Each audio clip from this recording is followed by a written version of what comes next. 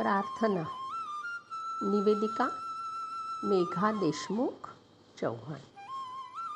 तू बुद्धी दे, तू तेज दे, नवचेतना विश्वास दे. जे सत्य सुंदर सर्वथा आजन्म त्याचा ध्यास दे. हरवले आभाळ ज्यांचे होतयांचा सोबती. सापडे ना वाट ज्यांना होतयांचा सारथी. साधना करीती तुझी जे नित्य तव सहवास दे. जाणावया दुर्बलांचे दुःख आणि वेदना. तेव त्या राहो सदा रंध्रातुनी संवेदना. धमण्यांतल्या रुधिरासया खल भेदण्याची आस दे. सामर्थ्य या शब्दास आणि अर्थ या जगण्यास दे. सन्मार्ग आणि सन्मती लाभो सदा सत्संगती. नीती नाही भ्रष्ट हो जरी संकटे आली किती.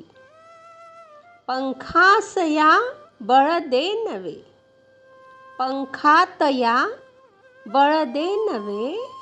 झेपावण्या आकाश दे.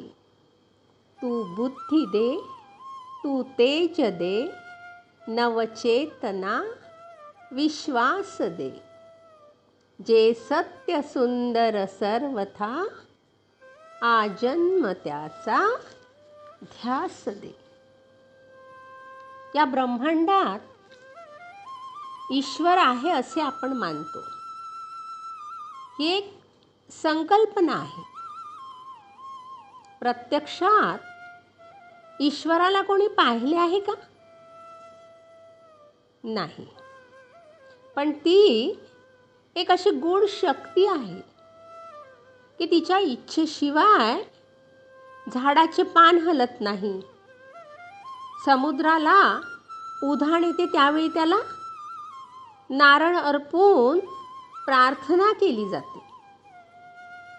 अन्नाचा पहिला घास घेताना वदनी कवळ घेता नाम घ्या श्रीहरीचे अशी प्रार्थना केली जाते. शाळा सुरू झाली की वर्गात जाण्याच्या आधी सर्व विद्यार्थी प्रार्थना करतात. प्रार्थनेच्या नाद लहरी पवित्र कंपने निर्माण करतात आणि या नाद लहरी आपल्या मनात समाधानाची वलये निर्माण करतात. मनाचे समाधान आणि शरीराचे आरोग्य यांचा परस्पर गाढ संबंध आहे. तसे पाहता दोन्हीचा समतोल म्हणजे आरोग्यपूर्ण जीवन मानले जाते. प्रार्थना आणि नामस्मरण यामध्ये मोठा फरक आहे. प्रार्थना दुसऱ्यासाठी देशासाठी केली जाते, तर नामस्मरण स्वतःच्या आत्मविकासासाठी केले जाते. नामस्मरण म्हणजे स्वत्वाचा शोध. हा एक ईश्वरापाशी जाण्याचा मार्ग आहे. माझी आई नेहमी म्हणायची की समोरची व्यक्ती बोलत असेल तर तिला प्रत्युत्तर न देता देवाचे स्तोत्र म्हणायचे. समोरच्या व्यक्तीचा आवाज चढलेला असेल तर आपण शांत राहणे हेच योग्य नाही का? माझी आई व्यंकटेश स्तोत्र म्हणत असे. यात खालील एका श्लोकात प्रत्यक्ष ईश्वराला आपली प्रार्थना श्रवण करण्याची विनंती केली आहे. जय जयजी व्यंकटरमणा, दया सागरा परिपूर्णा, परम ज्योती प्रकाश गहना, करीतो श्रवण कीजे. तसे पाहता हिंदू धर्म अतिशय जुना आहे. क्षमा, दया, आस्तेय, शौचम, इंद्रिय निग्रह, विद्या, सत्य आणि अक्रोध अशी 10 ते 11 सूत्रे सांगितली आहेत. जीवनात सुसूत्रता आणण्यासाठी, या सूत्रांना प्रत्यक्षात आणण्यासाठी प्रार्थना खूप महत्त्वाची. ईश्वराचे रूप ओंकारात आहे.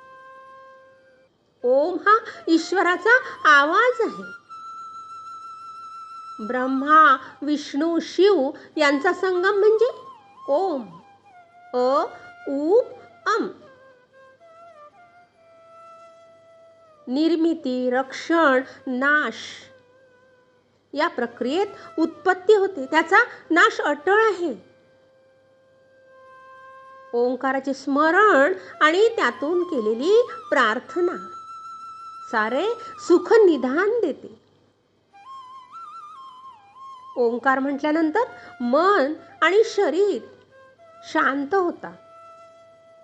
हा शांती अनुभव घेतल्यानंतर एका श्लोकाद्वारे प्रार्थना केली जाते.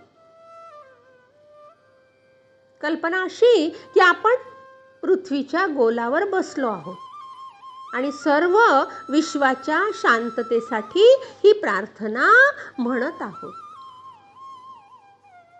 सर्वेपि सुखिनः सन्तु सर्वे सन्तु निरामया सर्वे भद्राणि पश्यन्तु मा कश्चित् दुःखमात्मया. या विश्वात अनेक जाती धर्माचे लोक राहतात. त्यांच्या सुखासाठी ही प्रार्थना केली जाते.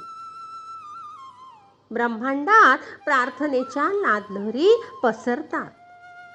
प्रार्थना, नामस्मरण यामुळे व्यक्तिविकास होतो.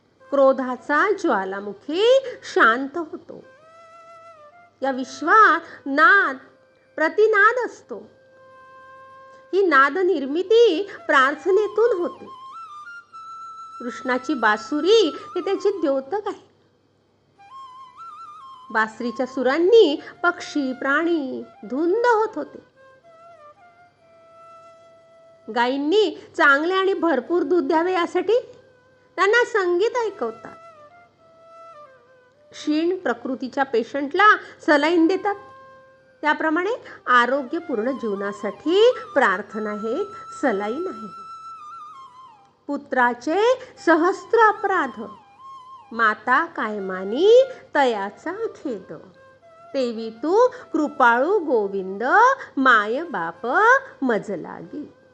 या श्लोकात म्हटल्याप्रमाणे कृपाळू ईश्वराला भेटण्यासाठी प्रार्थना हा एकमेव मार्ग आहे.